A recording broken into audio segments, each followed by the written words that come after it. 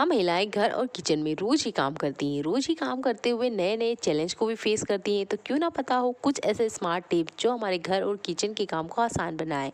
आज का useful video आपको एंड तक देखना है और वीडियो अच्छा लगता है तो वीडियो को लाइक कमेंट और शेयर करना बिल्कुल ना भूलें। चलिए स्टार्ट करते हैं पहला यूजफुल टिप। तो जब भी हम आटा लगाते हैं तो अक्सर ऐसा होता है ना, आटा बहुत ज़्यादा चिपचिपा हो जाता है या जो प्लेट या परात हमने लिया है उसमें ज़्यादा चिपकता है। तो इसके लिए हमने एक ट्रिक यूज़ करना है। हमने लेना है नमक। नमक हम आटे में डालते ही हैं तो सबसे पहले हमने जो भी परात या थाल लिया है उसमें नमक ले लेना है। हल्का सा पानी लेना है, यानी 3 से 4 बूंद, बहुत ज़्यादा नहीं ले लेना है।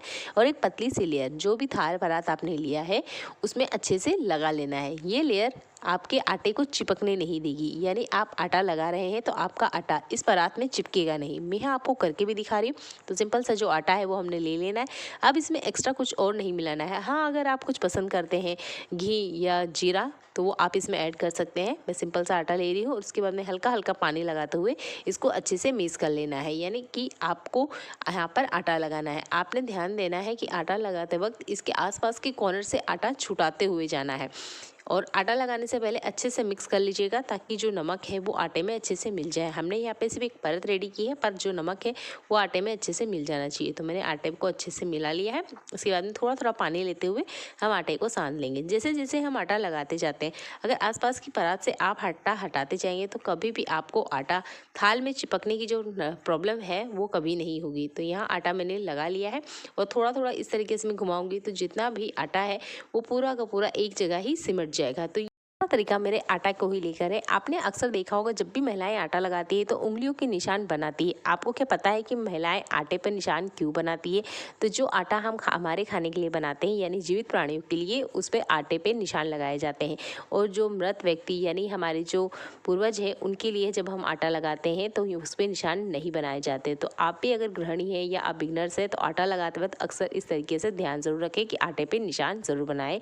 ये जीवित प्राणी के लिए खाना बनाया गया है।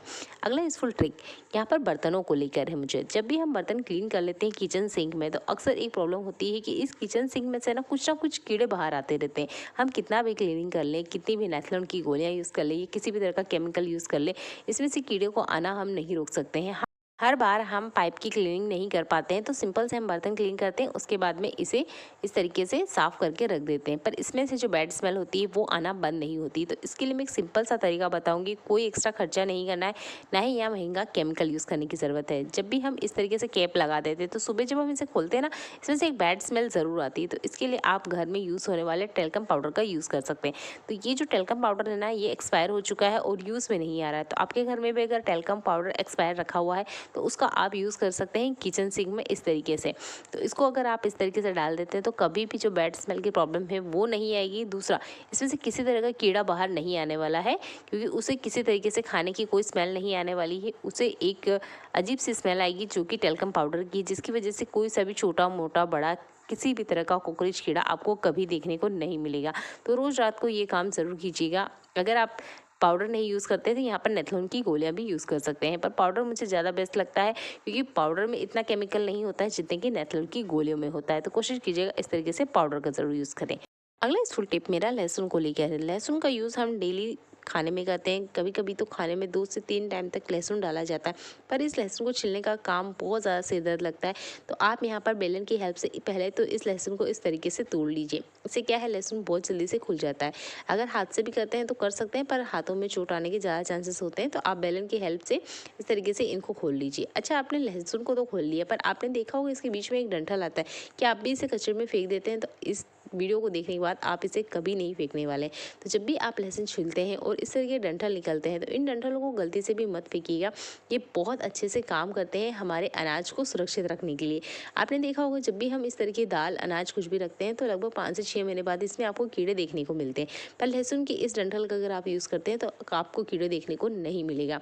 लहसुन का छिलका निकालने के लिए हम यहाँ गरम तवी का यूज़ करेंगे। तो मैंने यहाँ पे रोटियाँ बना ली है। उसके बाद में आप देख सकते हैं तवा अभी भी काफ़ी गर्म है। तो 10 सेकंड हमने और चालू करना है और लहसुन को अलटते पलटते हुए सेक लेना है। तवा इतना ज़्यादा गर्म होता है रोटी बनाने के बाद कि हम इस तवे का ठीक से यूज़ ही नहीं करते हैं। तो आप ना लहसुन को हमेशा इस तरीके से डाल दीजिए। लहसुन अच्छे से तड़क जाएगी, यानी इसका जो छिलका है वो ढीला पड़ जाएगा। रोटी बन जाने के बाद आप भी तवा ठंडे होने के लिए रखते हैं तो तवे को ठंडा ना होने दें, उससे पहले ही लहसुन की कलियों को इस तरीके से डाल दें। इससे आपके दो काम हो गए, लहसुन भी छिल जाएगी आसानी से और जो तवा हम बेवजह ही ठंडा कर रहे हैं उसका भी यूज़ हो जाएगा।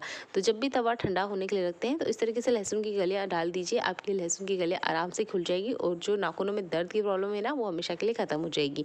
तो यहाँ पर लहसुनों को मैंने तवे पे ही रहने दिया। जब तवा बिल्कुल अच्छी तरीके से ठंडा हो गया उसके बाद में मैंने इन लहसुन के छिलके को उतारा। आप देख सकते हैं मैं किसी तरीके से नाखून का यूज़ नहीं कर रही हूँ, सिंपली पकड़ के निकाल रही हूँ और इसके जो छिलके हैं ना वो बहुत आसानी से निकल जाते हैं, जिससे कि हम एकदम से फ्रेश वाली लहसुन लेकर आते हैं। तो लहसुन आपके पास कितने भी टाइम की रखी हुई हो, अगर बारिश के सीज़न में आपको ये प्रॉब्लम होती है लहसुन छिलने में तो ज़रूर ट्राई आउट करके देखिएगा। बहुत ही यूज़फुल टिप है। किचन और घर में हम डेली ही काम करते हैं, पर हमारे घर में ना बहुत सारे ऐसे डस्टर होते हैं जिनका हम डेली लाइफ में क्लीनिंग के लिए यूज़ करते हैं। तो ये मेरे किचन के डस्टर है। तो यहाँ पर कुछ डस्टर तो अभी ठीक है, यानी कि इसको मैं और क्लीनिंग के लिए यूज़ कर सकती हूँ, पर कुछ डस्टर ऐसे होते हैं ना जो ख़त्म हो चुके होते हैं, यानी हम उसका यूज़ नहीं कर सकते, या वो अच्छे हैं और कुछ ऐसे काम में आ चुके हैं जिसका अब हम किचन में यूज़ नहीं कर सकते, क्योंकि किचन को हमने बहुत अच्छे से बैक्टीरिया फ्री रखना होता है। तो हम लोग इस तरह के डस्टर को तो बिल्कुल यूज़ नहीं कर सकते। तो क्या इस डस्टर को हम डस्टबिन में फेंक दें, या इस तरीके से भी अगर डस्टर हो जाता है यानी कि बिल्कुल ही थ्रो करने के लायक हो जाता है, तब इसका क्या हम और यूज़ ले सकते हैं? तो हाँ, आप इसका एक और यूज़ ले सकते हैं अगर आप चाहते हैं। तो ये वाला तो बिल्कुल ख़राब हो चुका है, पर सेकंड डस्टर मैं आपको दिखाना चाहूँगी। इसमें ना कुछ दाग लग चुके हैं, मुझे नहीं पता है किस चीज़ के लगे हैं, पर ये डस्टर मैं अब किचन में यूज़ नहीं कर सकती। तो इसका मैं कैसे यूज़ करूँगी वो मैं आपको बता देती हूँ। अगर आप भी ऐसा करते हैं तो कमेंट ज़रूर कीजिएगा। तो यहाँ पर आप देख सकते हैं आज मेरे किचन में ना कुछ पानी के दाग लग गए हैं। तो यहाँ मैंने एक सॉल्यूशन बना के रेडी किया है, इसका थंबनेल मैंने लगा रखा है। चैनल पे जाइए और इस वीडियो को ज़रूर वॉच कीजिएगा।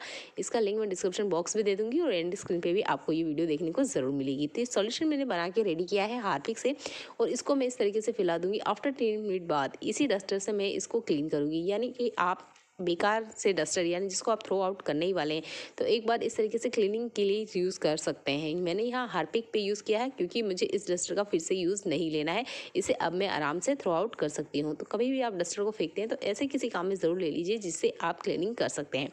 अगला यूजफुल टिप मेरे ग्लास वाली सरफेस को क्लीन करने को लेकर है। तो इस तरह की ग्लास वाले फर्नीचर भी आपके घर में होते ही होंगे, तो इसको हम घर पे ही कैसे क्लीन करें बिल्कुल नया जैसा। तो कोई सा भी सैनिटाइजर आप ले लीजिए, उसके बाद में आप यहाँ पे लीजिए ये छोटे वाले टॉवल। इस तरह के टॉवल अगर आपके घर में है जिनका सॉफ्टनेस खत्म हो चुका है, तो ये मेरे बच्चे के लिए मैंने टॉवल लिए थे, बच्चे बड़े हो चुके हैं पर ये जो टॉवल है ना इनकी सॉफ्टनेस ऑलमोस्ट खत्म हो चुकी, तो मैं इन्हें बेवजह पटकने की बजाय इस तरीके की फर्नीचर को क्लीन करने के लिए यूज़ करती हूँ, क्योंकि बहुत ज़्यादा स्क्रैचेस आ जाते हैं अगर आप कोई हार्ड कपड़ा आप लेते हैं। तो इस तरीके के सॉफ्ट वाले कपड़े को आप यूज़ कर सकते हैं इस तरह की ग्लास को क्लीन करने के लिए। तो आप अभी अगर महंगे महंगे कॉलिन यूज़ करते हैं तो कोशिश कीजिएगा इस तरीके से आप सैनिटाइज़र का यूज़ करते हुए क्लीनिंग करिए। यहाँ पर मैंने इस टॉवल का यूज़ इसलिए करा है क्योंकि ये जो टॉवल है ना बहुत जल्दी से अपने अंदर पानी को सोख कर लेता है, यानी कि आप क्लीनिंग के लिए इस टॉवल का यूज़ कर सकते हैं और ये सबसे बेस्ट तरीका भी है कांच के गिलास को क्लीन करने के लिए। तो इस तरीके के सॉफ्ट टॉवल का ज़रूर यूज़ करें कांच के गिलास को क्लीन करने के लिए, कभी भी स्क्रैचेस भी नहीं आएंगे और सैनिटाइजर से आप क्लीन करते हैं तो बिल्कुल ही कॉलन जैसी सफाई भी आपको देखने के लिए मिलेगी। तो आई होप ये वाला ट्रिक आपको पसंद आए।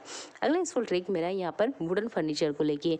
जब भी बारिश का सीज़न आता है ना तो इसकी शाइन भी कहीं चली जाती है, पता नहीं क्यों, पर ये बहुत ही ज़्यादा डल हो जाते हैं। तो इसको वापस कैसे लेकर आएँ इसकी शाइन को, तो बिना खर्चे के सॉल्यूशन में आपको बताने वाले हैं। तो आपके घर में भी नारियल का तेल है ना तो आप इसका यूज़ कर सकते हैं। यहाँ पर मेरे पास टिश्यू पेपर नहीं है, इसी तरीके डस्टर में यूज़ करती हूँ।